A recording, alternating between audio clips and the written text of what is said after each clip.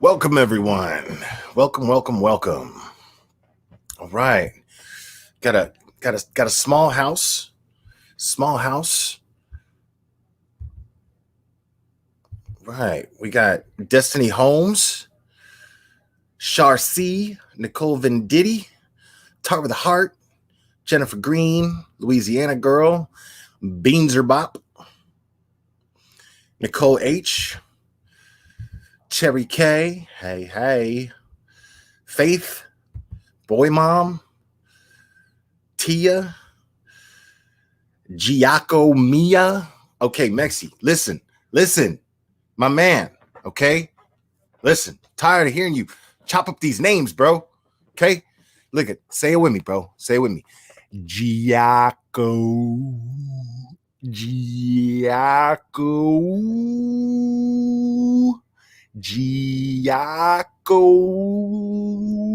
Okay, everybody got it. Everybody got it. Mexi, you got it. Mexi's asleep. Mexi's passed out. I don't blame him. Dude got his ass kicked by demons last night. I don't need to laugh about it. I mean, I'm laughing because he's in a good mood today. You know what I'm saying? Like he's laughing, so don't think that I'm being insensitive. Like at least show us up. Minus blindfold. Yeah, so dude, my man got dude, I was up late watching this thing. Like I would switch back and forth from because I'm rewatching the Punisher series. So I just kept going back and forth from Punisher to Mexi. And every time I get back, Mexi kept getting his ass kicked by some team.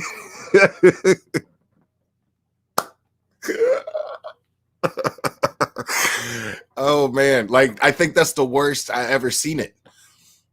I think it's the worst I ever seen it. Like I'm not trolling. I'm serious. Tar with a Heart. I'm serious. I'm not trolling. Like I that was the worst I ever seen it. Like this dude got physically attacked, scratches on his back and stuff. I mean, dude, like it was rough. It was hard to see it sometimes. I try, you know what I mean? Like I'm in the chat and I realize I want to address something real quick. I realize some people feel like that I'm dropping jokes in the chat because I'm not taking it seriously or anything like that. That's not what I'm doing. Listen, it's like you got to add humor to these things sometimes, man.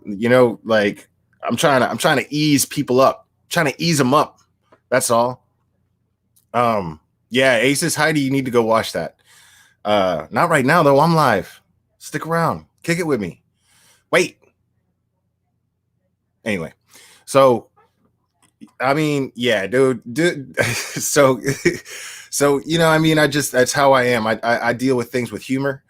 And I was nervous, man. There was some things, dude. I kept telling Joe, don't go in that basement, dude. And who goes upstairs in a haunted house? Don't do that. Don't go upstairs. The hell's wrong with you? You never know. You need to be close to the front door and get the hell out. Of course, if Mexi did that, then he wouldn't be Mexi, would he? But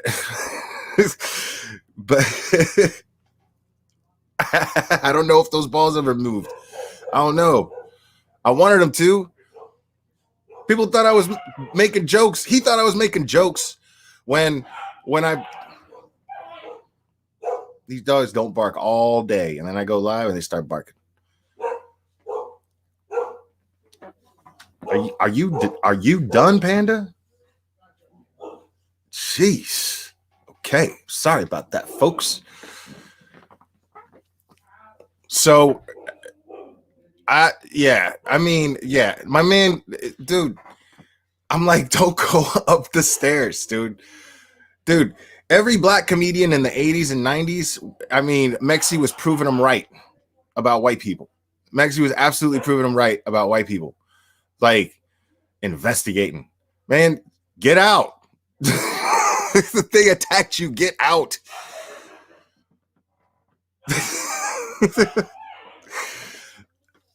Man, I had so much fun watching it though, man. I have so much fun watching it though. And yes, Mexi, when you hear this, I'm down, dude. He keeps saying that I should go on one of these investigations with him. I would love to do that. I would absolutely love to do that. Because I want to experience these things for myself. Any bit of skepticism that exists in me, the solution to that skepticism is experience. Anyway.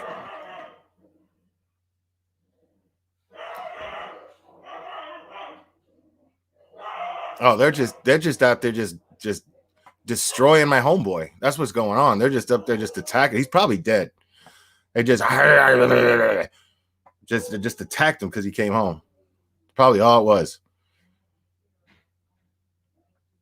But I would definitely go along with Mexi for one of these investigations.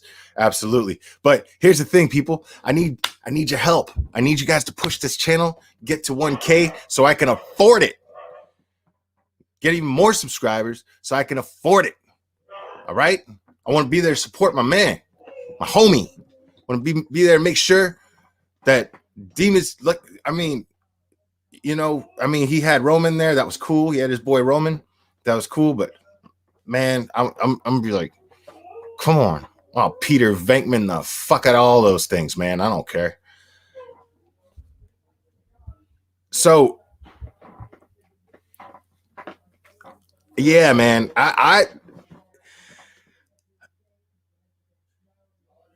I'm really, really grateful to you guys because some of you, I saw somebody asked about it earlier.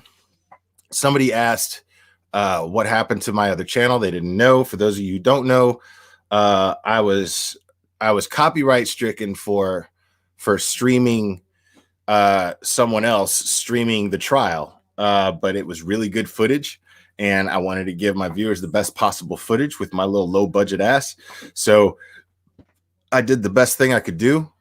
And I've never had a problem with it before. And I was under the impression that it was fair use. I appealed it twice and got denied. So I'm just going to have to deal, and it is what it is. And one person suggested to me that I should contact Law and Crime and just beg them to lift it, which I guess I could do. I'm just too proud to do that. I'm just too proud. I'm too proud because I don't care, man. I'm sorry. I still think it was really petty of them to do that, man. I thought it was really petty. I'm trying to do stuff here. I'm not trying to, be the first with a scoop. You know what I mean? I'm not trying to take credit for their scoop. Yeah, I don't care about that stuff. What I care about is bringing awareness to a very, very serious issue. And nobody ever seems to like not understand this when they log on to this channel. You know what I mean? Hold on 1 second. Give me 1 second. Sorry, guys.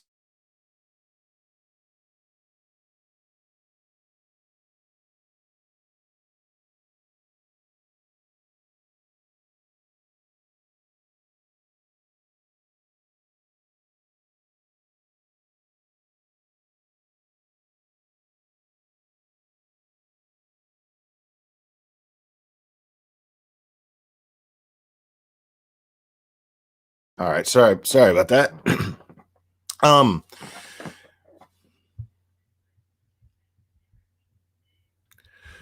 mean, you're right, Jennifer Green. I get that, but I mean, what it comes down to is apologizing for something that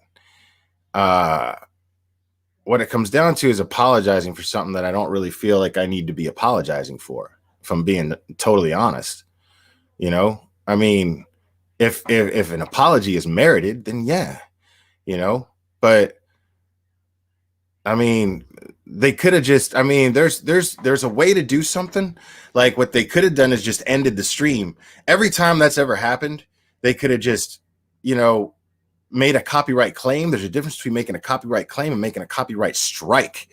Copyright strike is an attack. Straight up. It's no less than that.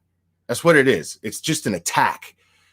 It's like, oh yeah, that's what they did, you know. But oh, they got the meaning of my purpose. Maybe I went about it wrong when I spam the hell out of their chat, but but they got the purpose of what I was doing because I explained it and accused them of not doing that. Uh, so yeah, and I realize my pride is something that gets in the way of my own success. It's the story of my life. If I'm being totally honest, it's the story of my life.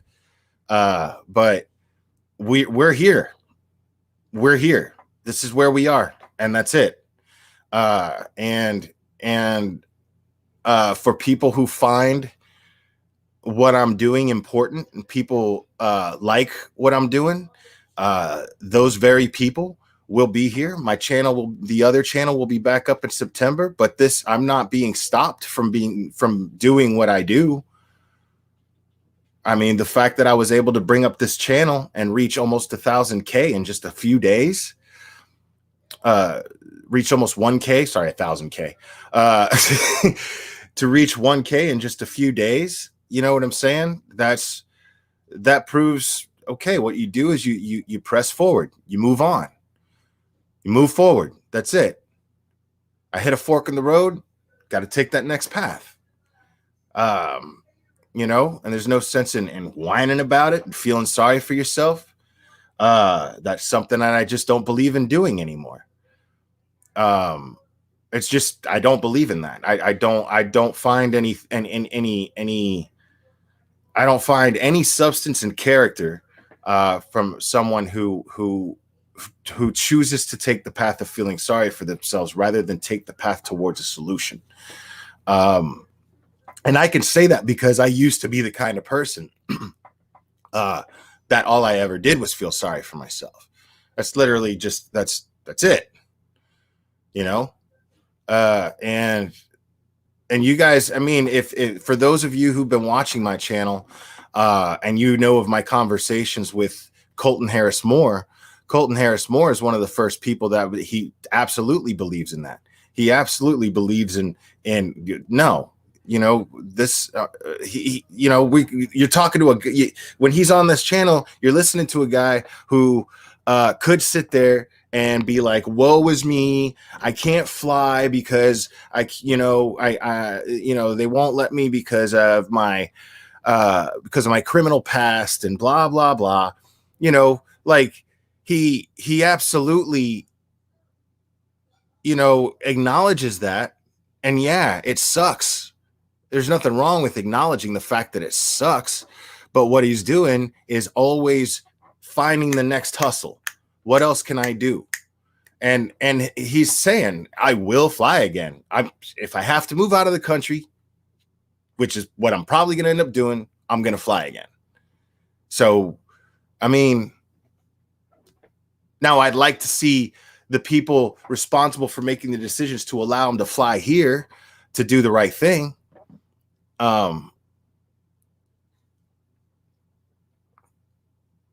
I don't know if I'm a spiritual intuitive, Shell. I don't know about all that. But yeah, I'm happy to be there to support and help. Yeah, that's what I'm saying, Prison Mike. That's what I'm saying. That's what I'm saying, dude. Like, there's no reason why. If I could get that channel to 7.5K, now it took me 2 years. You know what I'm saying? But if I can get that channel to 7.5K, there's no reason why I can't get this channel to be at least somewhat nearly successful as that one. There's no reason why not. I mean, I have nothing but more experience. I have better subscribers, not just more subscribers. I have better subscribers. I have better listeners. I have listeners who have a standard. The way I see it, I mean, it's a fresh start for everybody. You know what I mean? Beans are bop. I appreciate that. Thank you. Yeah, and this is an example. The new channel and trying to be successful with it. Perfect example of trying to of why applying these principles I set for myself, why they apply and how they apply. Gratitude, being genuinely grateful for actually having an audience that actually would be interested if I decided to start a second channel, which I did, which I have. So I'm nothing but grateful to all of you guys that are in here right now. I mean, not many people who don't really have anything pressing to talk about that the whole community isn't buzzing about can have 51 people in their chat and don't even have 1,000K subscribers. Or I keep saying that 1,000K. It sounds so stupid when I say that. But yeah, I mean, to me, that's amazing. That's fantastic. You know, like, and it's all my favorite people. You know what I mean? So, you know, there's your gratitude. That's where gratitude comes in. And applying that gratitude by moving forward. It's funny how in these Glera principles, one hand just washes the other. 1,000K, new word. No, man. I mean, but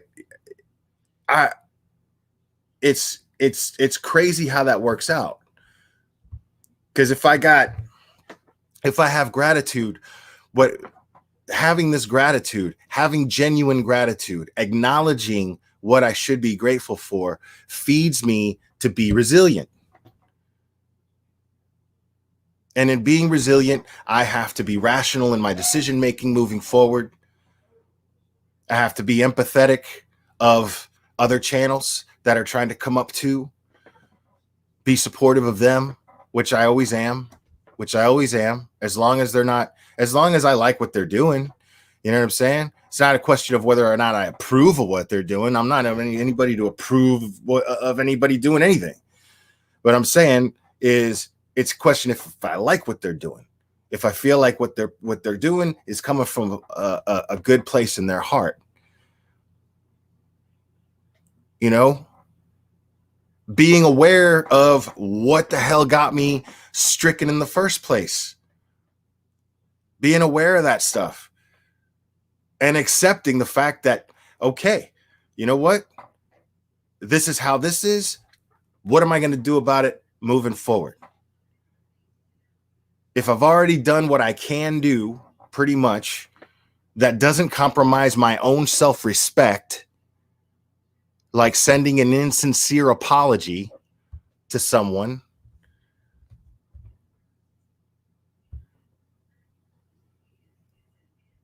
sorry, hold on, my camera acting up.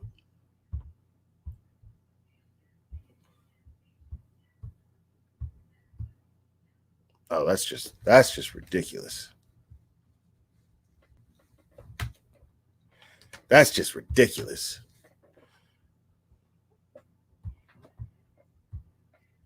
Hopefully it doesn't happen again, because it's actually been pretty good about it for the most part. Most of the time. Oh my God. I'm an apparition.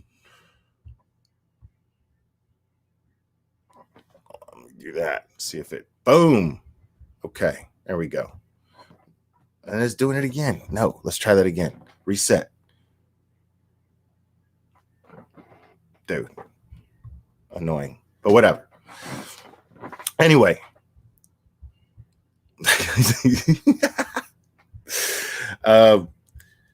Yeah, so I mean,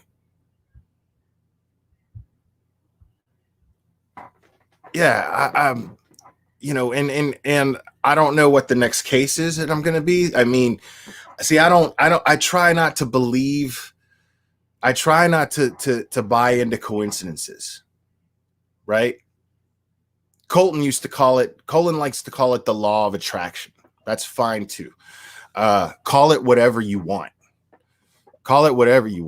but I don't believe in coincidences necessarily. I think that one thing happens because another thing happens. I believe that trees give off oxygen for us to breathe, and we exhale carbon dioxide for them to breathe and grow. I believe that is not an accident. That plant life and human life are exist in a coexisting state, feeding each other, needing each other to exist. I don't believe that that's an accident. So I do not subscribe to accidents. I believe in cause and effect.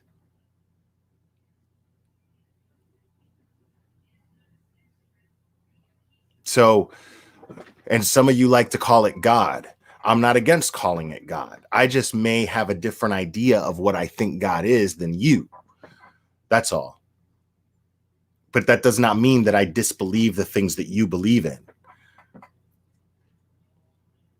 But I do believe in an intelligent design. I absolutely do believe in that.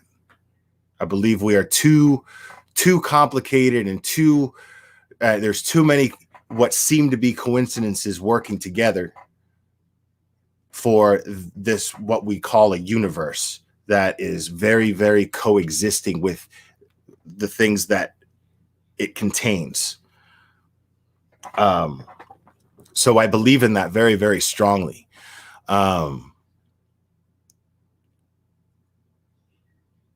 But yeah, man, I've had I've so yeah, it's important, man. For me to apply these principles, I mean, look at it. Almost already at at 1,000 subscribers. Almost said that shit again. Almost already at 1K, right? Just a few days. People that I interact with personally, they're like, dude, you'll get there in no time. Don't worry about it. Just keep doing what you do. And to hear creators that I respect say that sort of thing to me is pretty great. It's pretty fantastic. Because it's the stuff that I tell myself and I believe in, and it's stuff that I tell myself and that I believe in, and to get that kind of reassurance from creators on this platform that I actually respect and care about. Yo, that's killing me, dude. Sorry about that. Because then the lighting needs to like adjust to the camera or whatever. Hold on.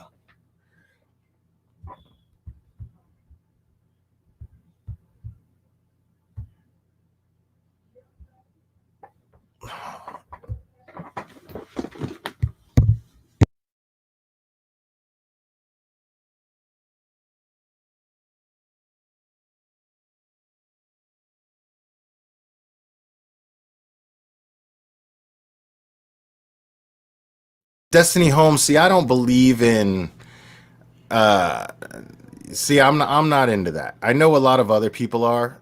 People that I respect and care for actually believe in this stuff, and like The Secret, you know what I mean? And manifesting things into reality by speaking them out loud and making, vision boards. I'm just, yeah, you know what I mean? I say if you want to get it done, you just get it done. You take logical steps. Oh, thank you, Christy. I don't want to dox your real name on here, but thank you for the PayPal. I appreciate that.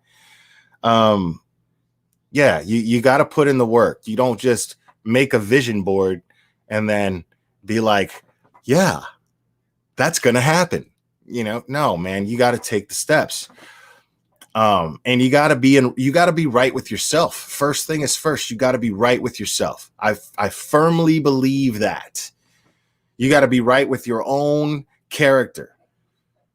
Now, what I'm seeing, what happens a lot, something I used to do myself, is I used to convince myself that I was right with myself.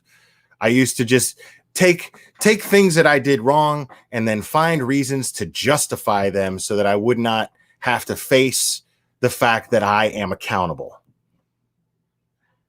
I used to have to do that. I used to do that all the time. And the problem with that is the sheer lack of, you know, I mean, it's that right there is a complete lack of self-awareness. It takes being oblivious to do that.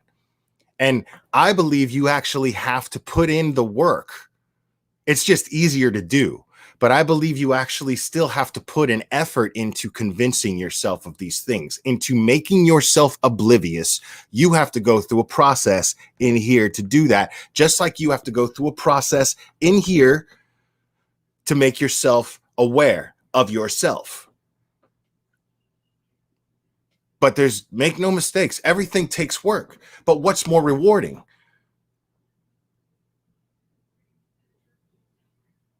Right? Well, what's more rewarding? What has the bigger reward in the end? Because the bottom line is everybody sees you. You know what I'm saying? When you don't take accountability for your actions and you still make up excuses and say, well, it's because this person and this person and this person and this person, you know, I mean, you're not going to get nowhere. Guess what? You're going to end up in the same position in just a different situation, but you will wind up in the same position. Going, why? Why doesn't anybody understand? It makes no sense how nobody understands. No, dude. Realistically, you know, and I'm speaking generally here to anybody. Realistically, I mean, you really think that the whole world, you know, the majority of people somehow see things the wrong way and you only see them the right way? What does that say about your sense of empathy for everyone else? Your ability to feel empathy for everyone else. What does that say about that? Because you're not being empathetic with anyone else. You're not taking any time to try to see how everyone else's perspective might paint things to be.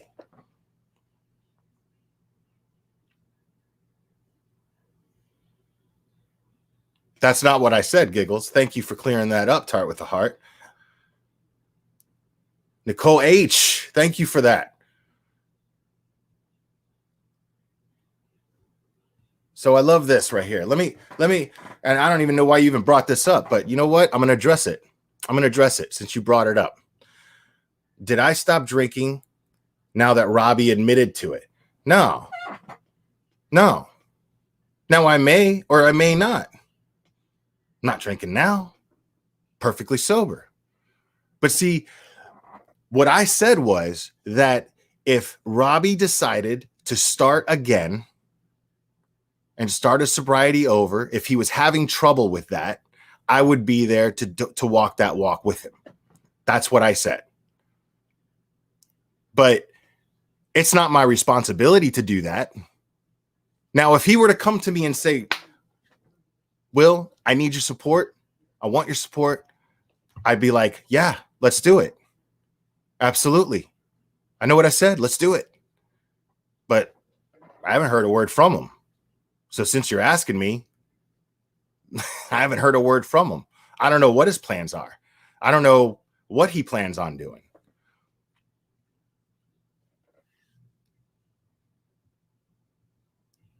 So, I mean, as far as the Robbie thing goes, I mean, that's between me and him, and I'm happy to discuss things with him. Do I have opinions on everything that's going on? Sure. But these two I consider friends of mine. And that's something that if I have opinions, I'm going to say to them. I'm not going to do it here. You know, this, in my opinion, is not the platform for it. I think everything that needed to be said on here has been said and then some. But I mean, yeah, I think I've explained my position on that as much as it's any of your business. But anything beyond that is their business between Robbie and Mexi. And I'm happy to discuss what I feel with them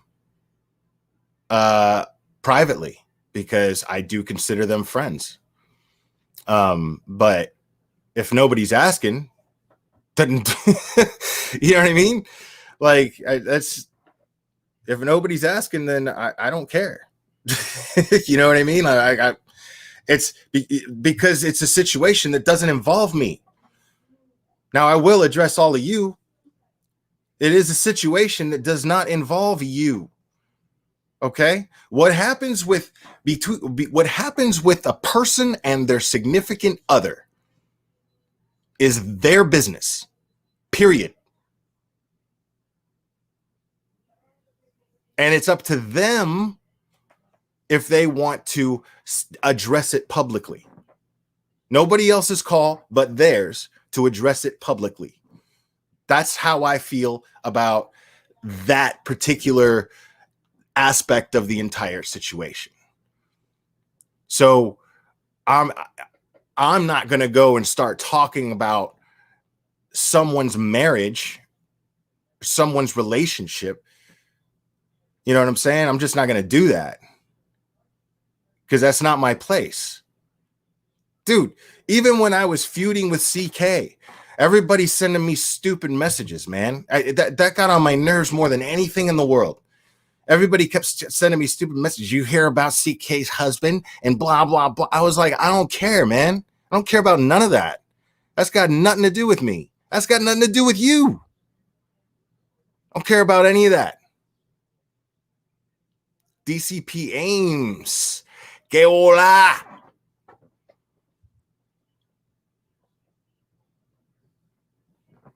So, I mean, yeah, that's all I'm going to say about that, man. You know, you'll never hear me get up here and start giving you opinions on this little drama between these people, because that's a personal thing. My opinion is y'all shouldn't even know about it.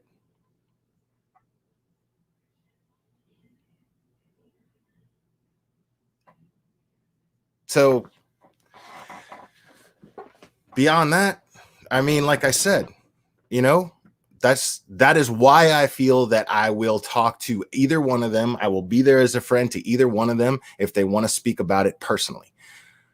But I'm not doing it on here. I will speak to them, not about them. Not doing that.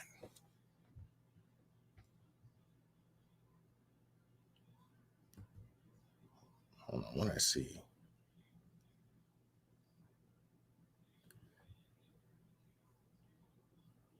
Yeah, people don't realize that, man. People don't realize that. You know, like I don't have time to keep track of other people's business, dude. I'm trying to find a job. I'm trying to build a new channel.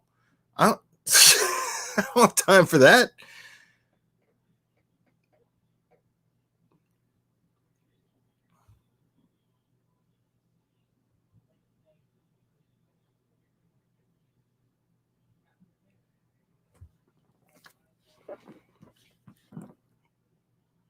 Yeah, man. So if you look at how I've taken, just to close that one subject that I was on before I got into that, if you look at how I've taken steps trying to build this new channel, if you look at how I've done that, you can see how I've applied every one of these principles, every single one of them.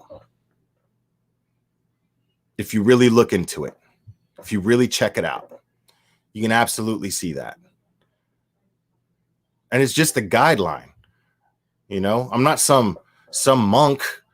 You know, I mean, it's just something I try to do. And the reason why I try to do it is because I've always been in the habit of not doing it.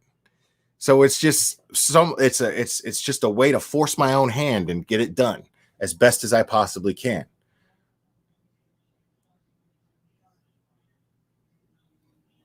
Dude, listen, all y'all, I might refer to you as dude, okay? Because that's just how I talk, right?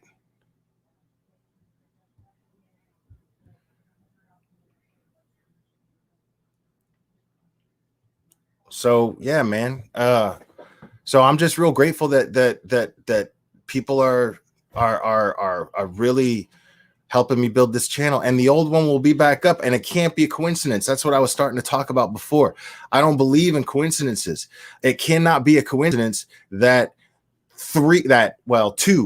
at least two of the cases that I've been covering, their trials start in September when that channel is ready to come back up. And I have a lot more subscribers on that channel, and so it's going to be much easier to spread the awareness for these cases. And one of the cases, there's a lot of people covering it, and rightfully so. That's what I like. I like to know that a lot of people are covering one case. It's not like, oh my God, everybody's doing that. I mean, a story like the Daybell case, the Daybell Vallow case, a story like that needs to be spread. Because how unbelievable is it that the behavior of these people?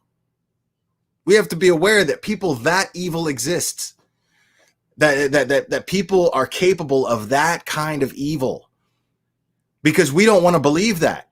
That's what made the story so unbelievable. We don't want to believe that it's even possible that that multiple people could be responsible for murdering people for the sake of money and for the sake of covering up the murders for the money. Because I don't buy that doomsday cult bullshit. I don't buy that. That's sprinkles. That's colorful sprinkles and lights and glitter that the media put all over that story so that you can, I mean, I'm not saying it's not true. What I'm saying is that's what they use. That's the angle they use to make the story attractive so that it will catch your attention. Doomsday cult? What? Crazy people? Ooh, that's what people do. That's what people do. You know what I mean? That's all that is. Bottom line is, this was all about greed. Greed and covering up their tracks.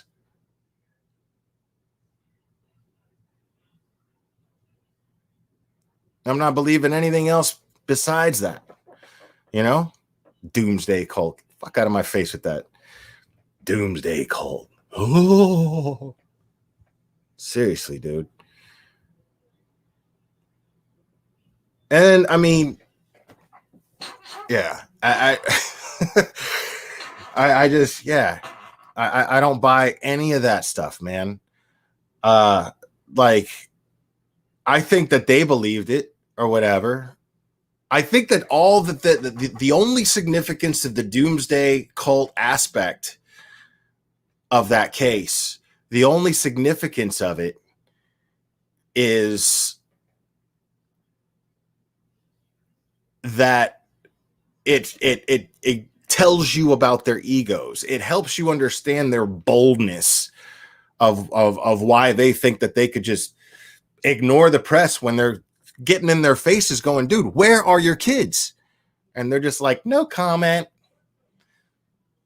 Off to Hawaii to get married. You know what I mean? Like, I mean, that's the only thing, the only significance of that aspect is it helps explain why the hell they thought that they were so bold to be able to do that without any consequences and do what they've done without any consequences. They believe that they were completely untouchable. And you know what? It's starting to prove right. Because Lori Vallow has already, for at least two of the charges, has been deemed not to stand trial. Not competent to stand trial.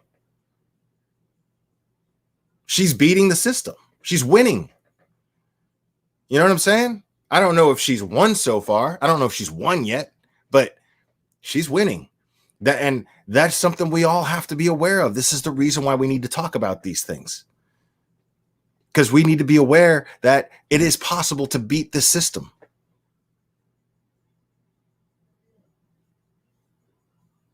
It is very possible for people who we know to be very evil and very guilty of their crimes to beat the system. That is a reality we're just going to have to live with. A reality we're going to have to accept. But we can fight it. It's not something you can actually change. That's like saying you could stop people from murdering people. That's never going to happen. No matter what system you put in place, there's going to be flaws in it, and justice is not going to be served every single time. But you got to trust. Me personally, I try to trust something bigger and more powerful to serve justice. I don't believe when you do these things. I refuse to believe that I live in a universe where justice is not being served. It may not be served within the confines of our justice system, but I choose to believe that it'll be served one way or the other in this life or the next. I have to believe that. I have to believe that.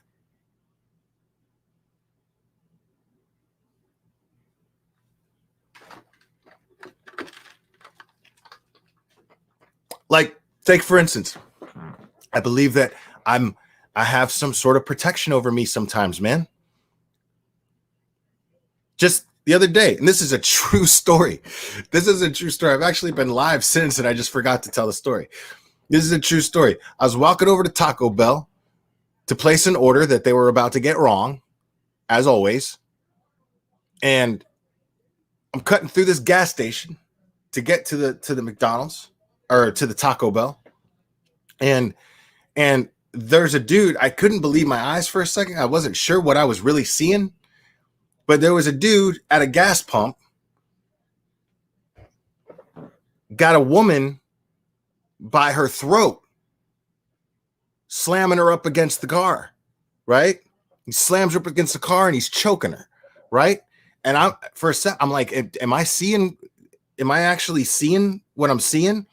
You know, and sure enough, I mean, just instinctively, I went, hey, let go of her.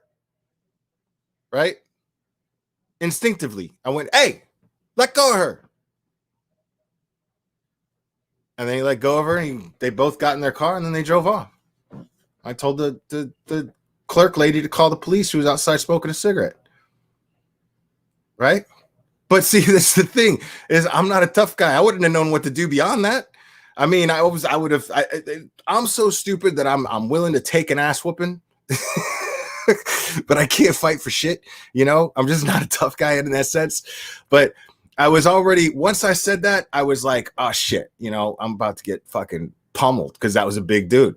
But I didn't realize that I was kind of a big dude. I'm kind of tall. Maybe he was intimidated by me. I don't know. Maybe because he was such a pussy that he had to put his hands on a woman like that. Maybe I intimidated him, you know. And so, but he just got in the car and drove off. That's the end of the story. That's all. I don't know what happened to them after that. I don't know. But at least he let go of the girl. Hopefully the girl was smart enough to realize, holy shit, this guy almost killed me. Maybe I could just get the hell away from him. But she did get in the car with him. I mean, that's a grown woman.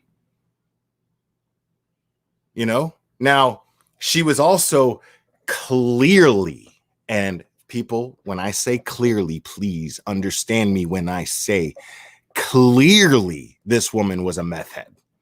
I mean, she was textbook meth head.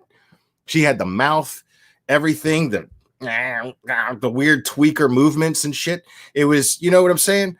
You know, but that don't mean that she deserved to get choked by a dude, or anybody for that matter. So I was just like, hey, let go of her. It was a bit louder. I just don't want to be too loud here in the house, but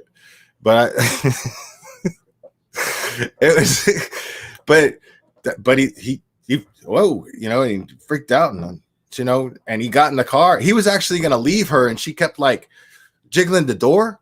But I guess I scared her too, for God knows what reason.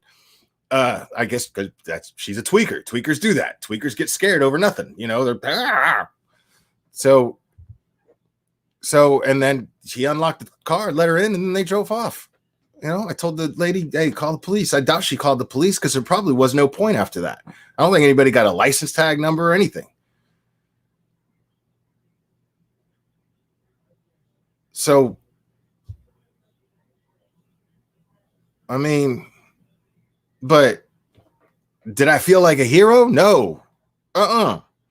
What I felt like was, holy shit, man. I could have just got killed doing that shit. You know what I mean? Like, clearly there's drugs and whatever involved. This dude had a nice car and he had this tweaker with him and he's choking her. I wonder what was going on there, because my street experience dictates to me that he was turning her out and he was a dealer. That's what my street experience dictates to me. Not that I've ever been turned out or turned anybody else out, and not that I've ever been a dealer. But I grew up. Jennifer, thank you for the PayPal. But I grew up around a lot of shady stuff, man. A lot of shady stuff. You know, I'm lucky to be alive. The kind of things that I engaged in. I'm lucky to be alive. I'm grateful to be alive. You know, and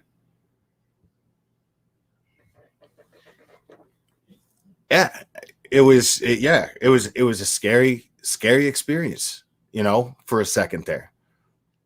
But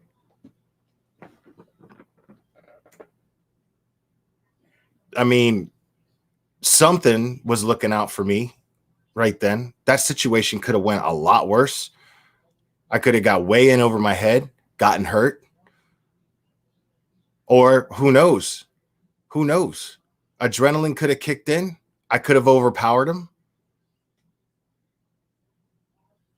Maybe some old stuff or stuff in the basement, as Rocky called it, and Rocky 6 would have came out, and and I would have went too far. Who knows? Who knows? Probably not the latter, realistically, because like I said, I don't have any fighting skills or anything like that.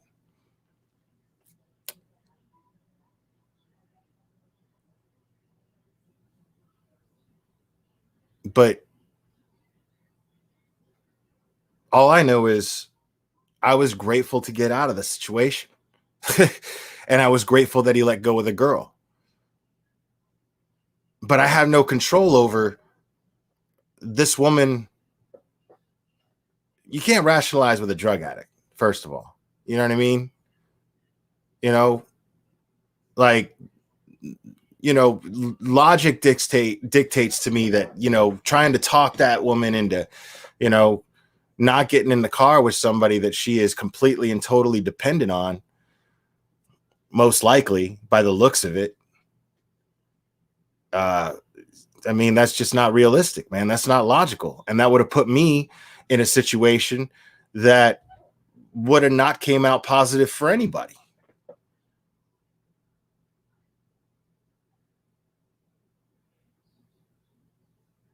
So I could have been trying to do the right thing.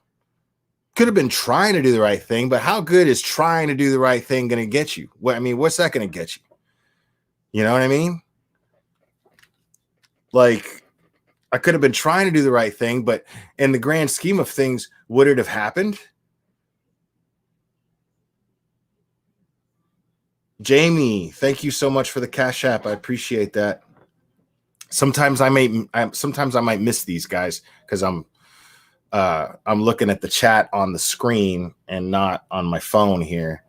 Because when you're looking at StreamYard, right, you can't really see the emojis. So I like to have the live up on my phone so I could look at it and see the emojis, because people express themselves with emojis.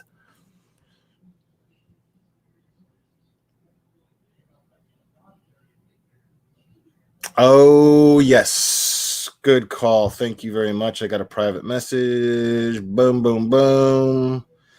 Hold on. Oh, I got this under the. Give me 1 second, guys. I got to switch users.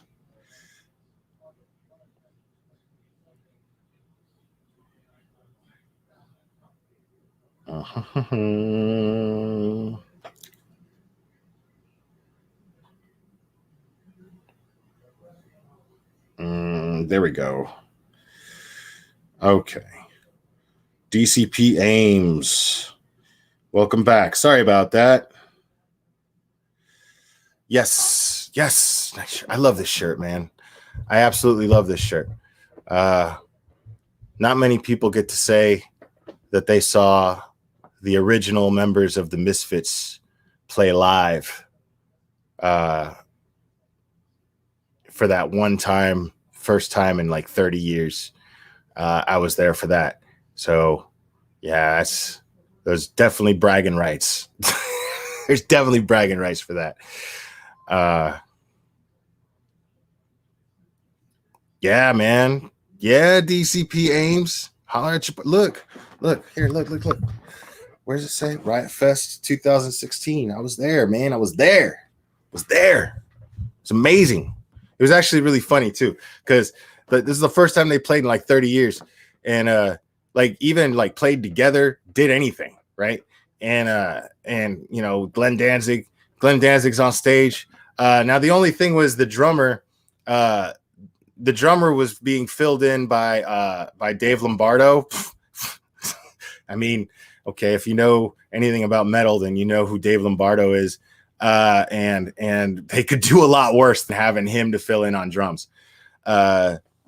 So I mean, you had Glenn Danzig. He was really funny because he's up there and just before every other song, he would be like, "Hey, thanks a lot for coming out. Listen, all right, we're gonna play an old one." Like, dude, they're all old ones, bro. What are you talking about? I was.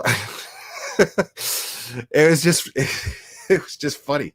We're gonna play an old one, guys. Like, we know. Like, I would understand if there was a new one that they had written, but no, like Riot Fest supposedly, from what I understood, they paid each guy in that band $1 million to play Riot Fest that year. And that's why they did it.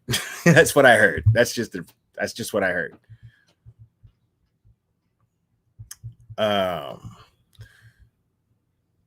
DCP Heather Hudson, thank you.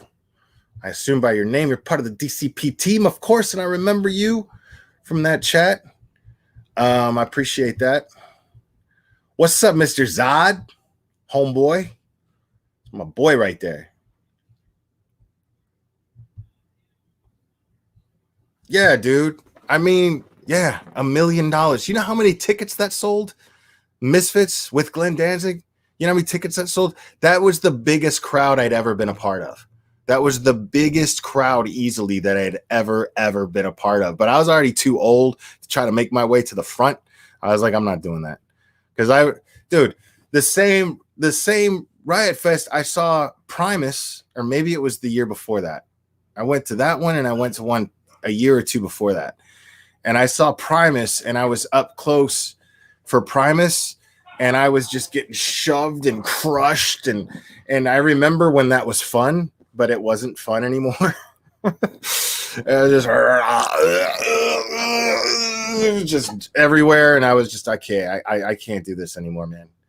But I stuck out the whole set, you know. I stuck it out the whole set, but and it was a great show. It was a great show. Oh man, I bought those tickets way early, DCP Ames.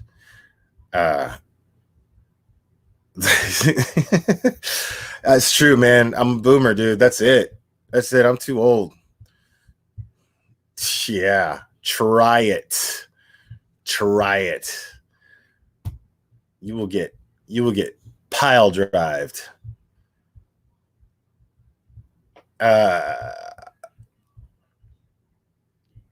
And yeah, guys, follow me on Twitter. I'm trying to be more active on Twitter.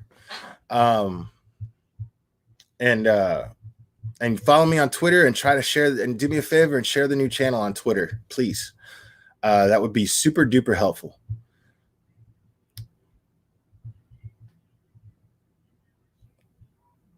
Oh hell no! I know you're not listening to you. Oh, you guys are evil. You guys are evil. Evil. Talk about ganging up on me and beating me up, taking my shirt. See this. Wow. Look at my number one mod, bro. Look at that. My number one mod. That's so sweet. I love the support. Cherry K. Thank you. Thanks. Appreciate it. Appreciate it. A lot of people don't have a Twitter. Oh my God. A lot of people don't have a Twitter. I didn't have a Twitter for like I just set up that Twitter like not even a year ago. Not even a year ago. I set up that Twitter. So I was like, everybody else has a Twitter. I might as well get a Twitter. I mean, I'm supposed to build my channel, right? I'm supposed to use social media to build my channel. That's what I'm supposed to do.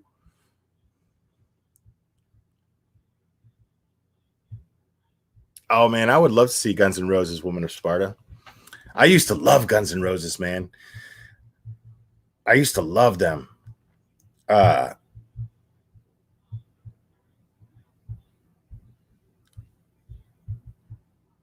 gonna hold. This is really funny. I'm gonna find something real quick. Give you guys a little treat.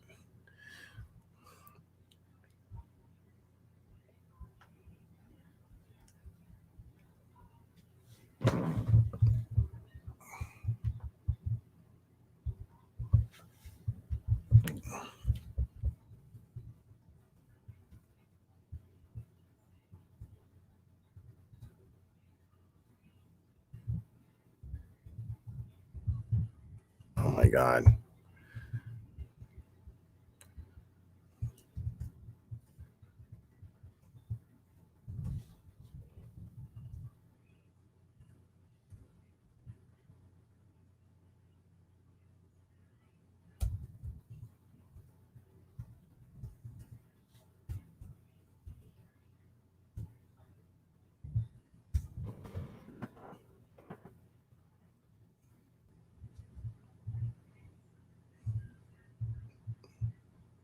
All right.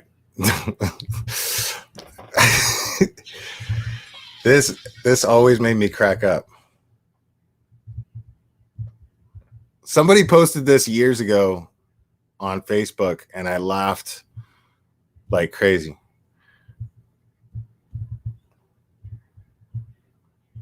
And it's just people have so much time on their hands to make some of these videos.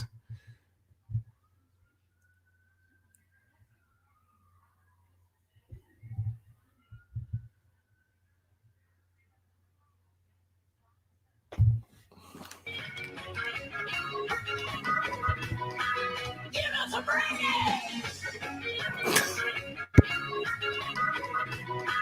Give us a break.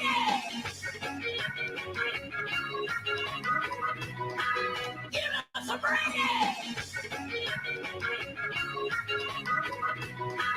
Give us a break.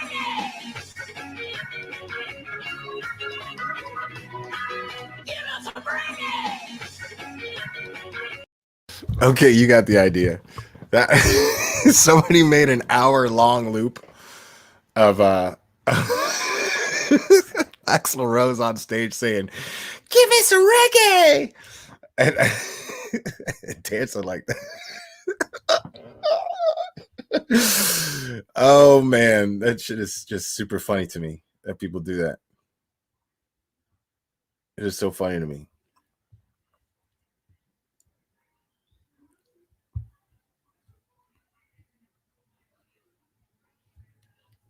It really is, man. Like, yeah, I would go see Guns N' Roses. I wouldn't pay the money they're probably charging. You know what I mean? Because what I like is like Axl Rose is like old now. He's old. He still sounds great, but he's old now, and and he's a lot more chill. Because back in the day, he would have these little temper tantrums and like walk off stage. People pay crazy money for these tickets, waiting for them to come and perform songs from their new records, you know, and then I remember in St. Louis, he like threw a bottle at somebody or something like that. There was another show where he just walked off stage because somebody took a picture of him. Somebody had a camera, and then he comes back and he's like, "Thanks to the shitty security, I'm out of here." And he like threw his mic down and then walked off the stage, and the show is over. Like not even halfway into it, like because somebody took his picture. And how are you going to do that when you're wearing bicycle shorts and a flannel shirt? Come on, man. Like, you're gonna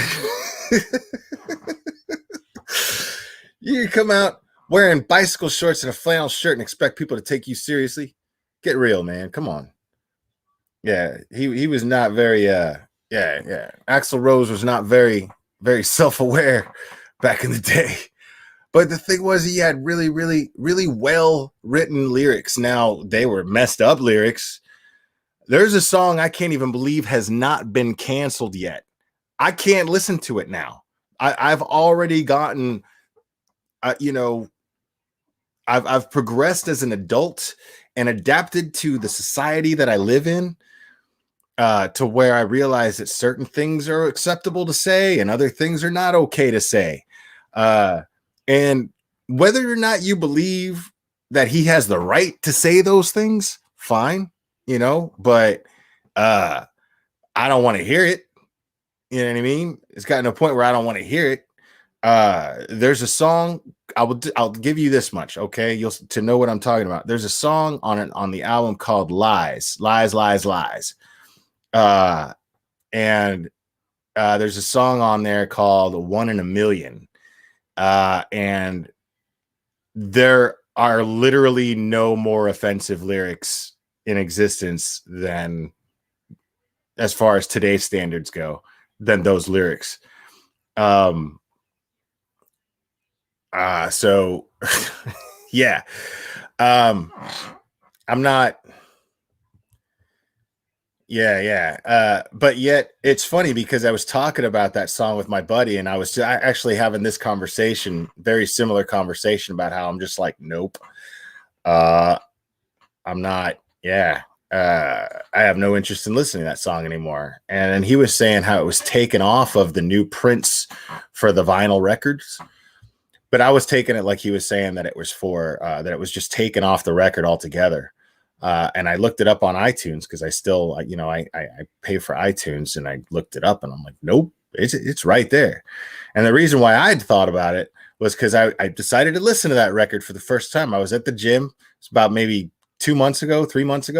And I was at the gym and I was like, you know what? I haven't heard that record in a long time, man. Let me put that on.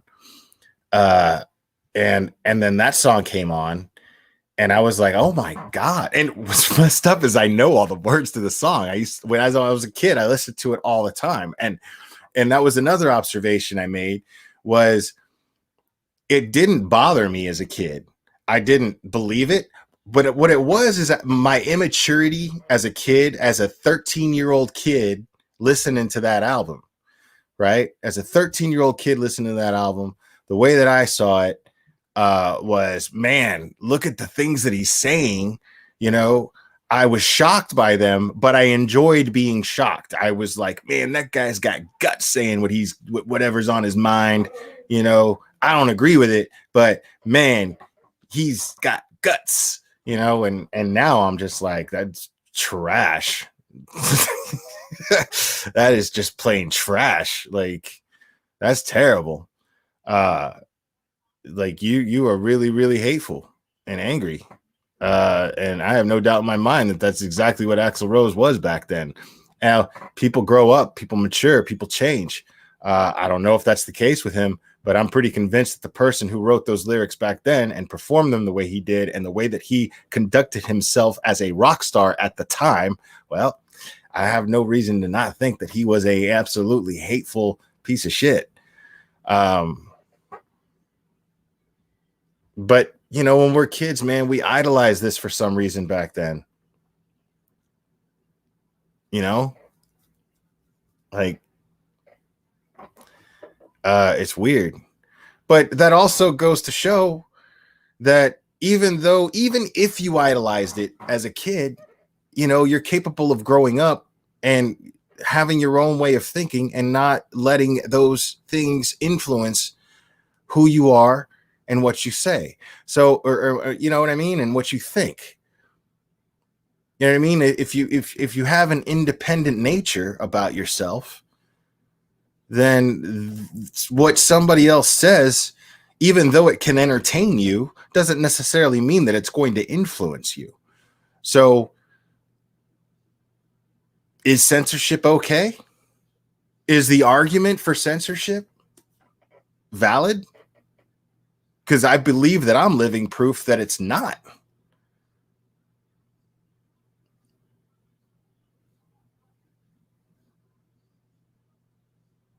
Because if I'm listening to that, and Guns N' Roses, make no mistake, when I was 13 years old, was my favorite band.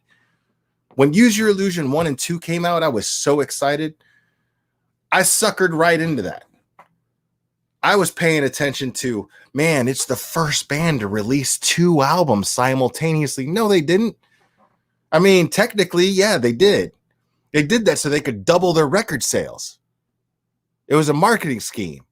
And I didn't pay attention to that at the time. I was what, 14, 15 maybe when that record when those records came out, Use Your Illusion 1 and 2.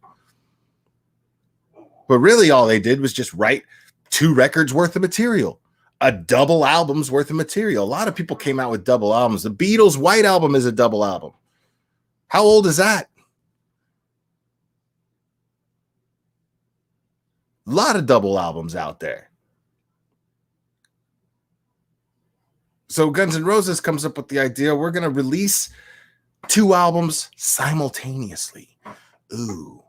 All they did was just double their record sales because everybody loved Guns N' Roses. It was genius. It was genius. Because I was like, I have to have them both. Can't have one and not the other. And I remember my stepdad going, wow. I remember that. I begged him to buy me those records. I was like, I'll work around the house. I'll do whatever.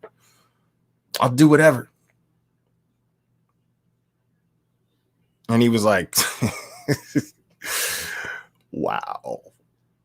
And I never got why he did that. Why he shook his head, giggled, and said, wow at me. Look at me straight in the eyes. I thought he was just being a mean stepdad. But really, what he was doing was going, man, these people just came up with the most obvious marketing scheme and you fell for it. And now his defense could be, oh, well, you're only 15. You were only 15, guys. You know, you're saying that. But, you know, my brother would have caught on to that. My brother would have totally caught on to that.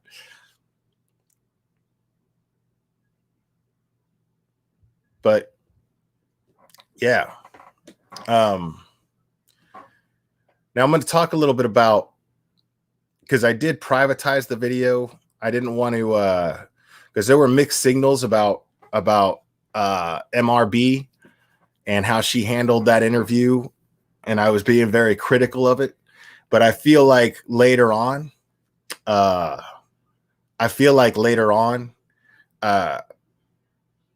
what I had a gripe with was absolutely made up for, and she had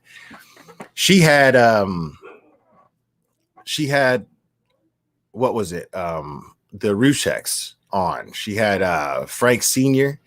Sandy wasn't on camera, but she was very vocal. She had a lot to say, and Frank Jr. showed up a little bit too, and I was excited.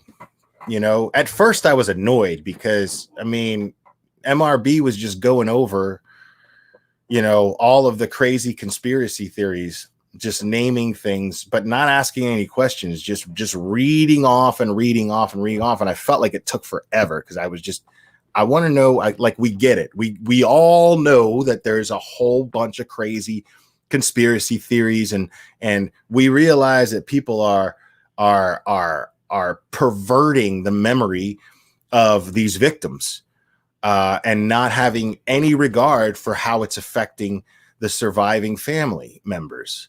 So, and I say both sides. I say the Watts side. I say the Ruchek side. Both of them. But I thought it was, I really needed to hear them say the things that I've been saying. That I'm not with that, man. I'm not with that. I'm not with people talking about this case and, making up crazy conspiracy theories about people who were never, who there's no evidence that should they even be charged. And for the most part, what you're really doing is just still romanticizing the idea of this guy that's in prison. People are talking about that he's innocent. People are talking about that he was framed. People are talking about crazy, crazy things where there's 2,000 pages to a discovery that tell you much different. It's just plain evidence. Now, I could take anything. I could take anything and twist it to mean whatever I want it to mean. I could take data, and if I wanted to, twist it to mean whatever I want it to mean. It doesn't mean it's going to make sense. But I can do that. You know what I'm saying?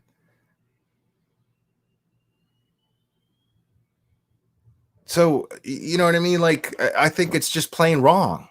Like, and Carolyn ended up saying something that I just absolutely agreed with it. I cannot reiterate more.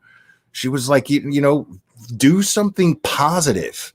Like, there are tons of missing kids out there, missing women, missing kids, missing men.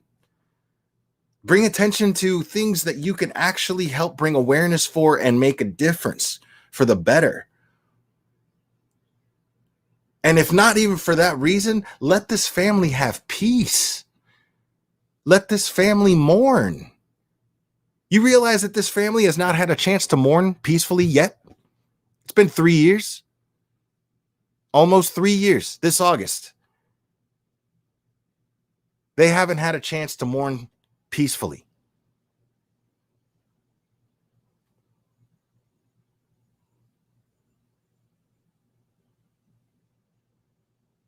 I mean, why can't you let them?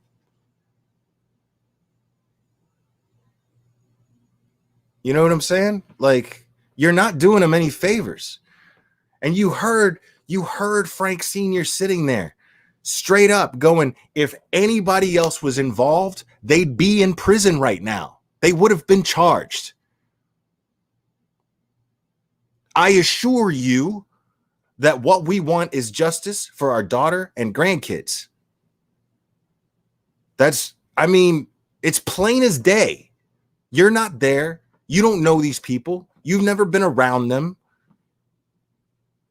I'm going to take the word of somebody who is mostly affected by this and genuinely wants justice. And if they say that justice has been served, well, then justice has been served. And the only justice that maybe Frank Sr. doesn't feel that has been served is the fact that Chris Watts is still alive. And he is perfectly entitled to those feelings. Perfectly entitled to those feelings. I thought it was fascinating to see him and Sandy disagree on this, respectfully disagree with each other. A married couple lost people that were just as important to the other. And Sandy was saying, I want to be the person who I want to be the kind of person that prays for Chris and that he finds God and that he has forgiveness. I want to be that person. It's hard, but I want to be that person. Frank Sr. was like, no. He was sitting there shaking his head while she was talking about, no. I don't feel that way in the slightest bit. And he's perfectly entitled to those feelings. But here's the thing. I'm also seeing this chat full of people that are like, Chris Watts doesn't deserve God. Chris Watts doesn't deserve any type of forgiveness.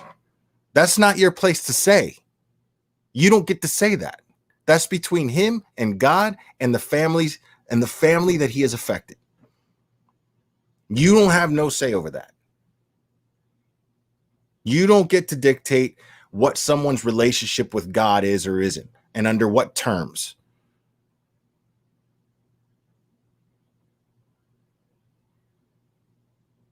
So I'm not ever, I'm never going to respect people who say stuff like that. He needs to burn in hell. Like, calm down, dude. Relax. Okay? Because that's, you don't have any control over that anyway. Relax. I mean, dude, what is that?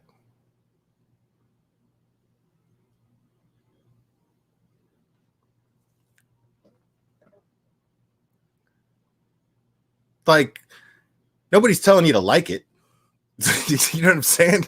Like, nobody's telling you to like it. Nobody's telling you to like the fact that Chris Watts is reading the Bible. Somebody said that. Somebody was like, he doesn't deserve a Bible. What?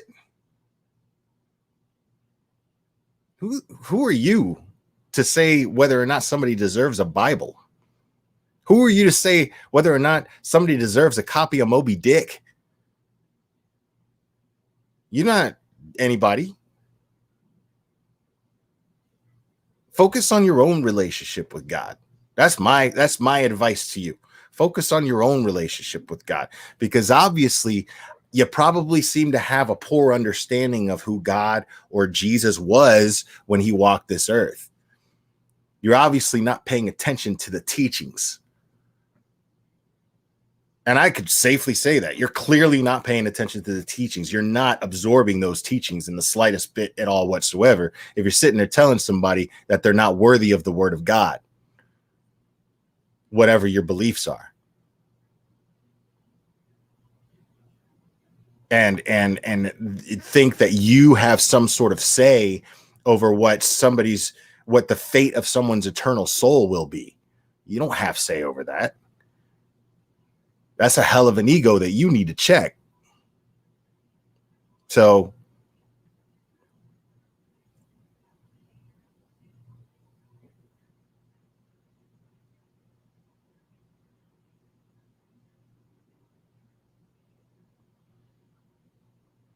yeah, man. Because let me tell you something. If these are your beliefs, right? Let's say you're a religious person. Let's say you're a devout Christian, okay? And your beliefs are that one day there will be a day of judgment, right? A day of judgment, right? The way that they talk about it is where it's kind of like this was your life type situation. You stand there with your maker, and then you go over play by play everything that happened in your life, right? Do you think you get to stand there for somebody else's? Anybody but yours? You think you're watching somebody else's movie while that's going on? You're watching somebody else's judgment that day when God decides whether or not you go to heaven or hell? Do you really think you get to attend a ticket for that? You get to you have a ticket to attend that? Because if you do, you're sorely mistaken. Because the only one you're going to have a ticket for is your own. That's it.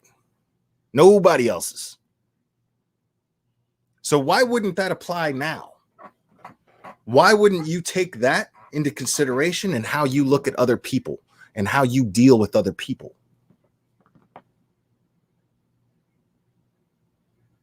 It's a lot simpler when you actually take a second to think about it, isn't it? Right? It's a lot simpler. I just gave you a reason why, as a Christian, you don't have a right to judge anybody, because logically speaking, you don't have a right to judge anybody. You're not going to get to be there. That's, you know what I'm saying? Why the hell, what say do you actually have? According to the Bible, what say do you actually have? According to what the Bible says, you're going to be facing your own judgment, just you and your maker, and that's it. So wouldn't logic dictate to only worry about your own personal relationship with that maker?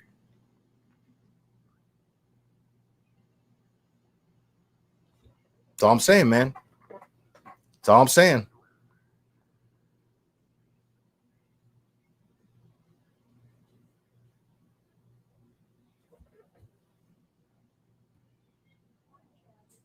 Yeah, now I have to look at the comments on my phone.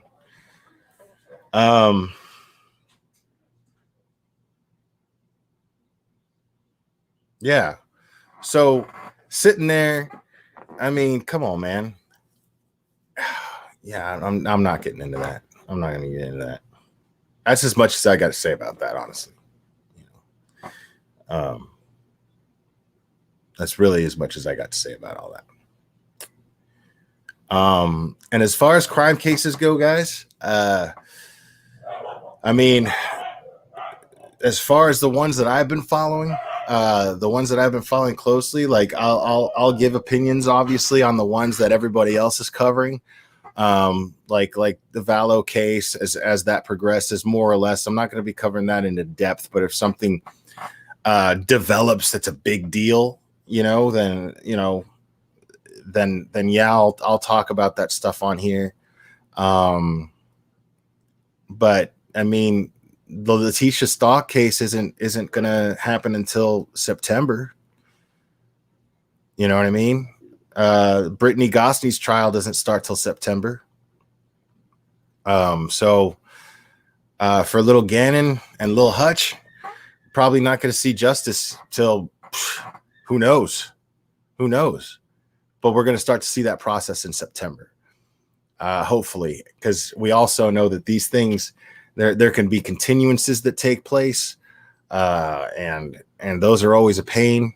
I mean, that's been happening. Letitia's trial should have started already, but she's managed to manipulate the system to a point to where, but please, for the love of God, man, like let's. I mean, I don't like telling people what they can or can't talk about. It's not really what I'm doing, but I'm trying to like reason with you as to what I'd like to see people doing. I'd like to at least reason with you and hope, bring some attention to some cases that need attention. Guys, we got a broken system. When it comes to the system designed to protect our kids,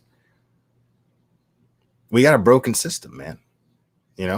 And we need to make these cases, talked about, so that we become passionate about these victims and care about these victims to the point to where we demand change in our system for the better when it comes to protecting these kids so that these things don't happen, or at least don't happen so often.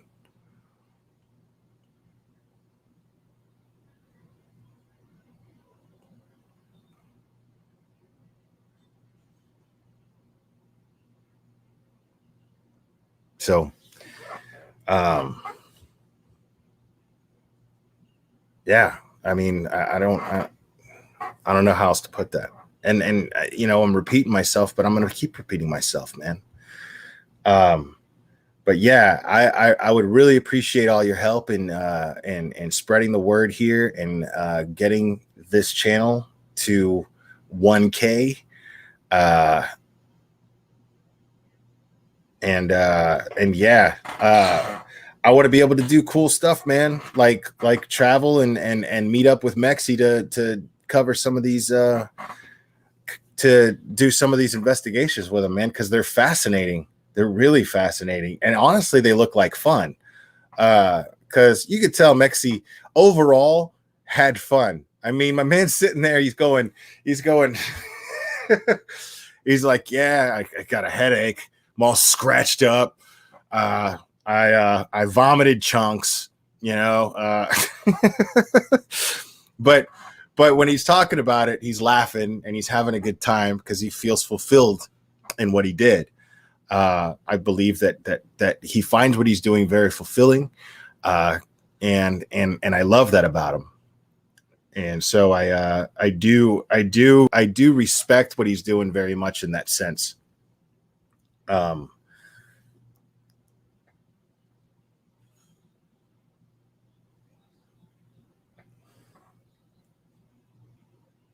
But yeah, I would love to be able to do cool stuff like that.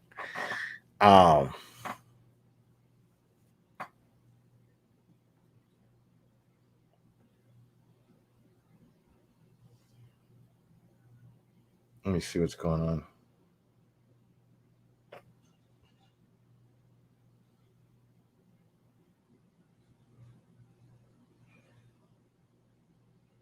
Oh yeah, and then there's also Patreon, guys. You could also join the Patreon. I'm still going to be doing active Patreon streams.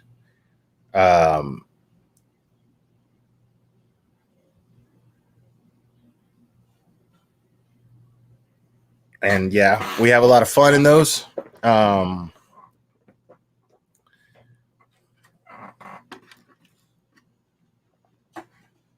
right. And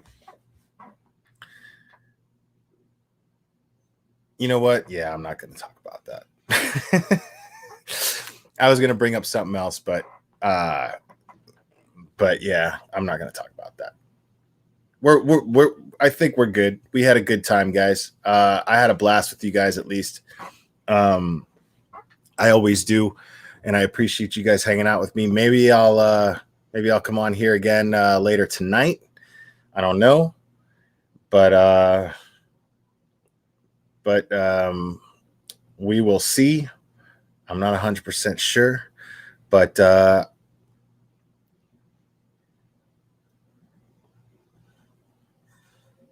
which earlier vid? The one I did last time? The one about the when I was pretty much celebrating the guilty verdict of that douche. Yo, that guy sucks. That guy sucks. What's his face? Trying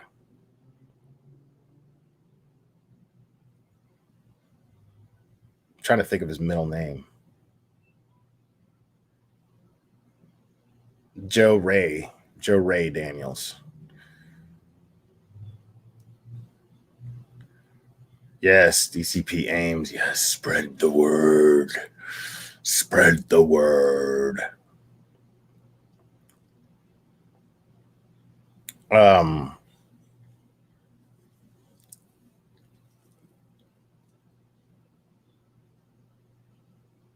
What's up, Mighty Misfit? See, that's the attitude, Prison Mike. That's the attitude. I think we can get him to a K tonight. Tonight. Anyway.